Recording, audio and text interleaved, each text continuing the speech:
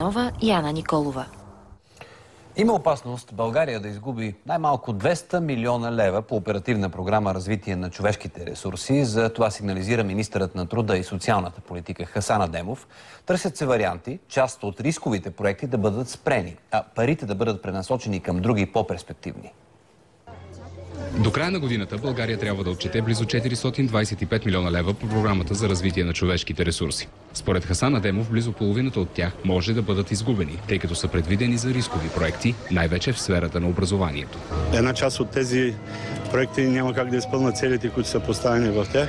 И от тази гледна точка ще искаме в рамките на различни приоритетни оси да бъдат прехвърлени средства към по-атрактивните мерки, каквито мерки са свързани с, например, програмата Личен асистент, свързани са с мерките за заетост. За да не изгубим парите, предстои България да поиска от Европейската комисия средствата да бъдат пренасочени към по-перспективни сфери, а причината за неусвояването на средствата по рисковите проекти е липсата на кадри. Липсата на административен капацитет и липсата на достатъчно настоятелност и квалификация на хората, които управляват тези проекти.